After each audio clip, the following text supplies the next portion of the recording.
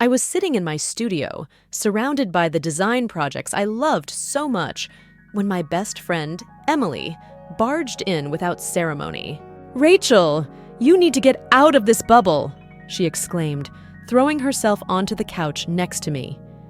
"I like my bubble, thank you," I replied with a laugh, adjusting my glasses on my face. "Besides, I have a lot of work." Emily rolled her eyes exaggeratedly. "Work, work, work! You need a life beyond work, my friend. And that's why I did something for you." "What did you do?"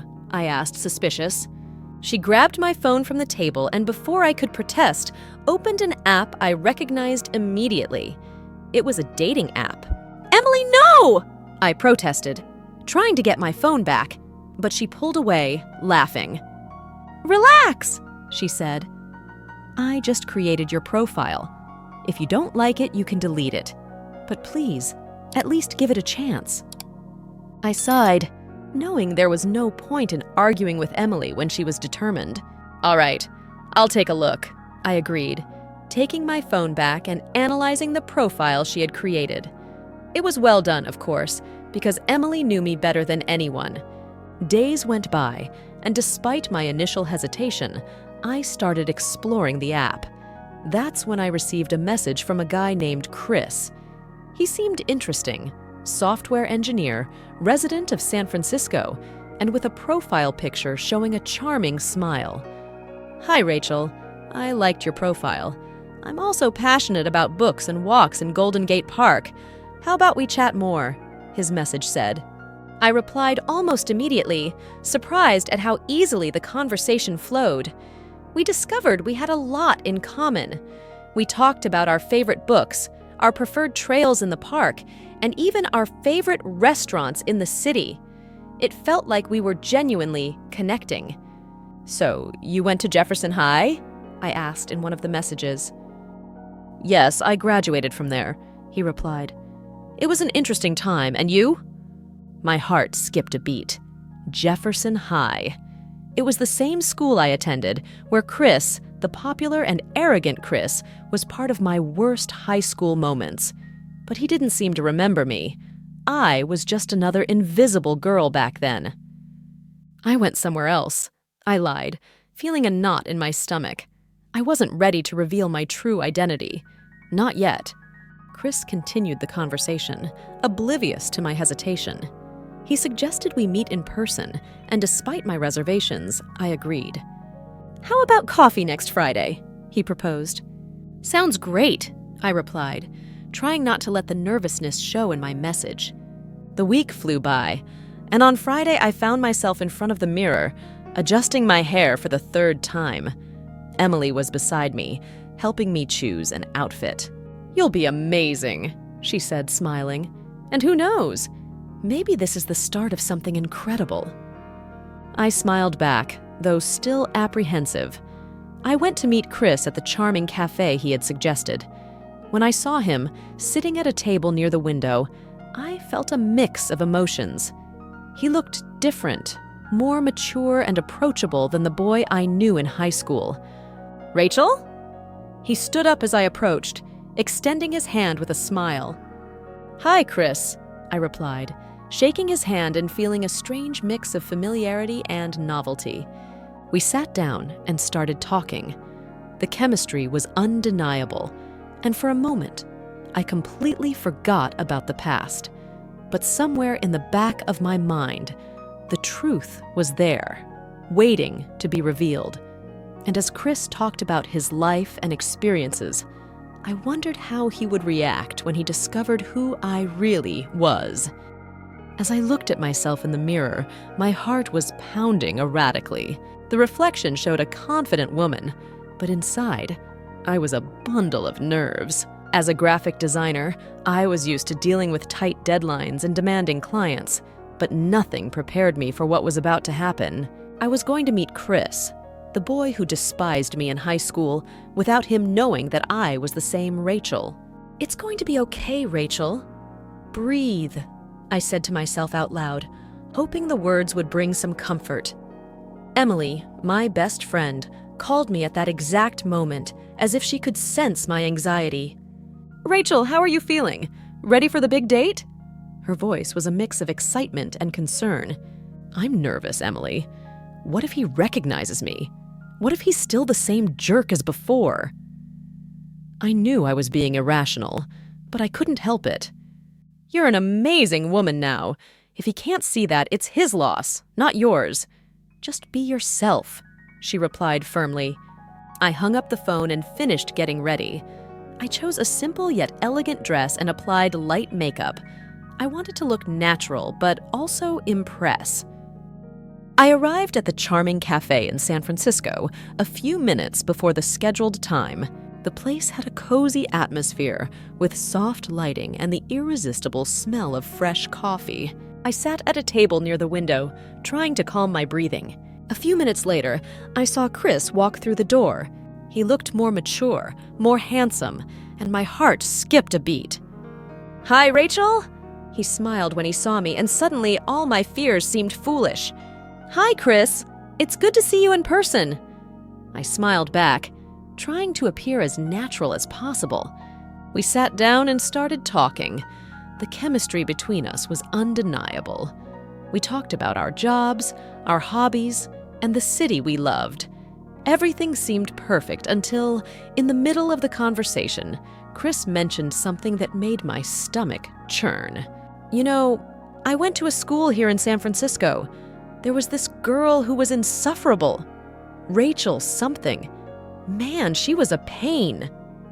I felt my face heat up and almost spilled my coffee. I tried to hide my discomfort and change the subject. Schools can be tough. But speaking of good things, have you visited the new art exhibition at the De Young Museum? He didn't seem to notice my desperate attempt to divert the conversation and continued talking about the insufferable girl. I kept the smile on my face, but inside, I was torn. Should I tell the truth? Reveal that the Rachel he was talking about was me? When the date ended, Chris walked me to the cafe door. "It was great meeting you, Rachel. Let's do this again?" "Sure, Chris. I'd love to," I replied, trying to hide my unease. Back at my apartment, I collapsed on the couch and called Emily. I needed to vent. "Emily, it was horrible!" I exclaimed as soon as she answered. "What happened? Was he a jerk?" she asked, worried. "Not exactly. He was great, but he started talking badly about high school Rachel, about me, and I couldn't tell him the truth. I don't know what to do." Emily was silent for a moment before responding. "Rachel, that's complicated, but you need to decide if you want to continue this relationship with a lie or if you'll be honest with him. Only you can make that decision." I sighed, feeling the weight of the situation. "You're right, Emily. I need to think this through." I hung up the phone and stared at the ceiling, lost in thought. The date with Chris had been wonderful, but the shadow of the past loomed over us. I knew I needed to make a decision, but for now, all I could do was wait and see how things would unfold. Our messages on the app had become the best part of my day. Each notification was a glimpse of something new, an opportunity to get to know Chris in a way I never imagined possible. When we met in person, the connection was even more palpable. It was as if each encounter peeled back a new layer, revealing nuances and depths I never knew he possessed. "Did you know I hated math in high school?" Chris told me one day during a walk in Golden Gate Park. "I didn't," I replied, laughing. "You seem to be good at everything." He shook his head, smiling. "Well, I was good at hiding my weaknesses. But you were always so determined." I blushed, remembering the days when I unsuccessfully tried to fit in. Determined is a polite way to say stubborn. He laughed. "Maybe, but I admired that about you, even if I didn't show it in the best way." "That's a surprise," I murmured, more to myself than to him. Every day with Chris brought new reflections about who he was now, compared to the boy I once knew. During one of these walks, he abruptly stopped. "Rachel, there's something I need to tell you." My heart raced. Did he know? "What is it, Chris?" "I've always regretted how I treated some people in high school," he said. looking directly into my eyes. I was immature and insecure, and I took it out on others. I guess I'm trying to make up for it now. My hands were sweaty. It was the perfect moment to reveal the truth. Chris, I also have something to tell you. Before I could continue, my phone rang. It was an urgent work call. Sorry, I need to take this. He nodded, though I saw the disappointment in his eyes. Of course, go ahead. After resolving the work issue, the courage I had gathered to tell the truth had evaporated. But a new opportunity arose when Chris invited me to a networking event at his company. The night was in full swing when I spotted some familiar faces. Old classmates. My stomach churned. Would anyone recognize me? "Rachel!" someone called out, and I froze. It was Peter, a classmate. "Is that you, Rachel? Haven't seen you since high school." Chris was beside me, confused. "You two know each other?" "Yes," Peter replied, smiling. "Rachel and I did several projects together in school." I smiled nervously. "Yes, Peter. It's been a long time." The night continued without further incident, but my heart was still racing. Chris didn't mention anything about the encounter with Peter, but I knew he was thinking about it. Back at my apartment, Emily looked at me with concern. "You have to tell him, Rachel. This can't go on like this." I sighed, feeling the weight of the unrevealed truth. "I know, Emily. But what will he think of me? What if he never forgives me?" Emily held my hand. "If he truly feels something for you, he'll understand. But you need to be honest." Days passed, and Chris and I continued to see each other. Each meeting was a mix of happiness and anxiety. I knew I was betraying his trust by not telling the truth, but the fear of what might happen paralyzed me. During dinner, Chris mentioned casually, "Peter told me something interesting. He said you were one of the top students in our class in high school." I smiled, trying to hide my nervousness. "I always worked hard on my studies." "And you never mentioned we went to the same school," he said, with a tone of curiosity. I took a deep breath. "Chris, there's something I need to tell you." But before I could continue, his phone rang. "Sorry, it's work. I need to take this." I nodded, feeling the opportunity slip away once again. Back at my apartment, I sat down at my computer and started writing a letter. Each word was a struggle, but I knew I had to be honest. When I finished, I folded the letter and placed it in an envelope. The next day, I met Chris for coffee. "I have something to give you," I said, handing him the envelope. He looked at me, confused. "What's this?" "Read it when you're alone," I murmured, quickly getting up. "I need to go." As I walked away, I heard him call my name, but I couldn't stop. I knew I had done the right thing, but the fear of what would come next was overwhelming. I was sitting at my work desk, my head in my hands, trying to focus on a project with a tight deadline. But my thoughts were far away. Guilt and anxiety mixed inside me like a storm at sea. I knew I had to tell Chris the truth. Every time I looked at him and saw the trust in his eyes, I felt as if I were betraying him in an unforgivable way. "You need to resolve this, Rachel," I murmured to myself, trying to gather courage. That night, after a quick and unenthusiastic call with Chris, I decided to write a letter. The words flowed from me as if they had been waiting for this moment. I told him everything, how he had treated me in high school, how I felt back then, and how it affected me. I explained why I didn't reveal my identity immediately, and how over time, I began to develop genuine feelings for him. When I finished, I read and reread the letter several times. Each word felt like a stab in my heart, but I knew it was the right thing to do. I placed the letter in an envelope and stared at it, feeling an enormous weight in my hands. The next day, Chris invited me to dinner. He seemed to sense something was wrong, but I couldn't find the words to tell him in person. The dinner was pleasant, but there was a palpable tension in the air. Chris, always perceptive, finally confronted me as we walked back to my apartment. "Rachel, I need to know what's going on," he said, stopping and holding my hand firmly.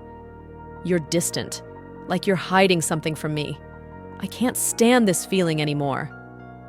I looked at him, my heart pounding in my chest. I knew this was the moment. I took the envelope from my pocket and handed it to him, my hands trembling. "Read this," I said, my voice breaking. I can't say it in words, but it's all there."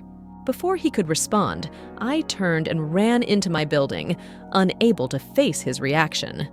I hurried up the stairs and entered my apartment, closing the door behind me as if it could bar the outside world.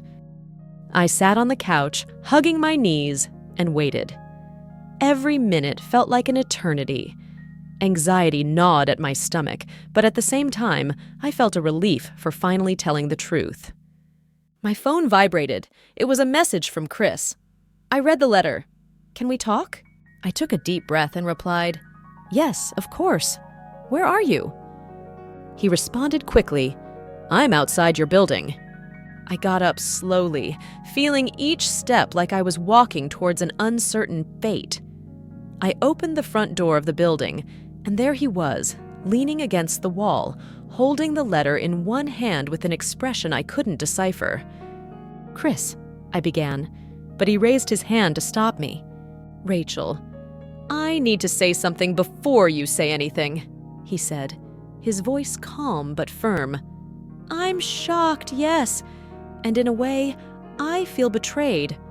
But more than that, I'm ashamed. Ashamed of how I was in the past and how my actions hurt you."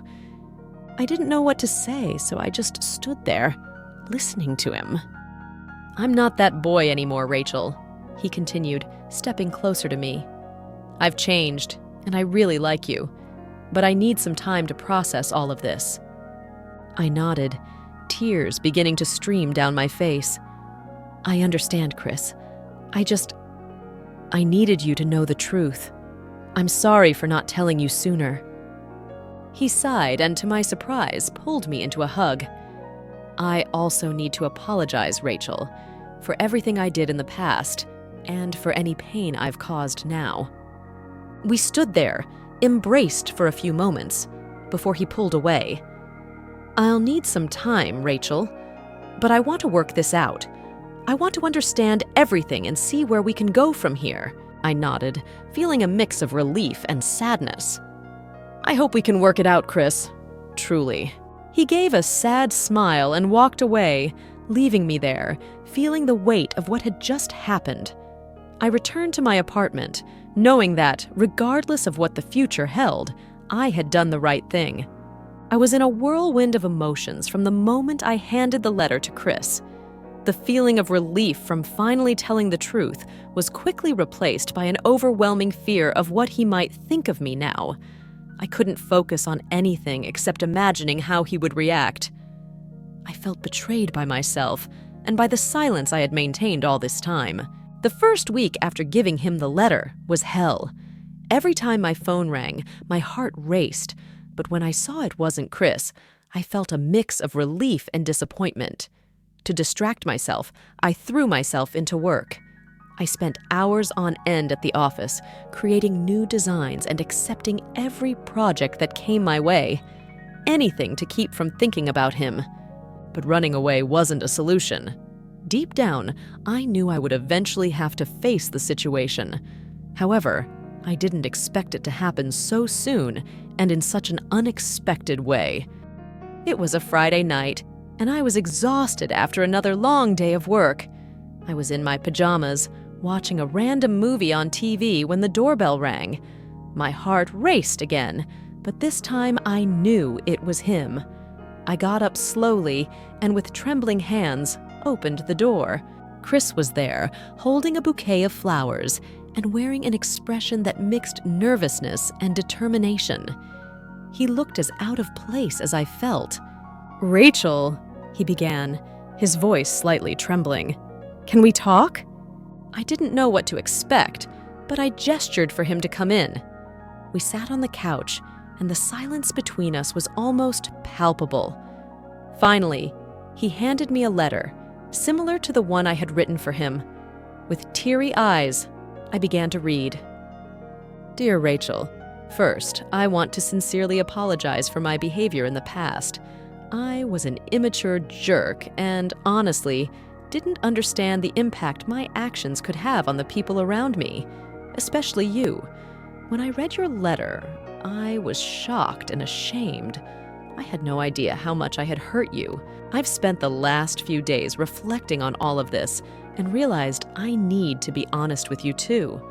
In school, I always had a crush on you, but my stupid behavior and inability to deal with my own feelings made me act horribly. Since we started talking on the app, I've felt a genuine connection, something I've never experienced before.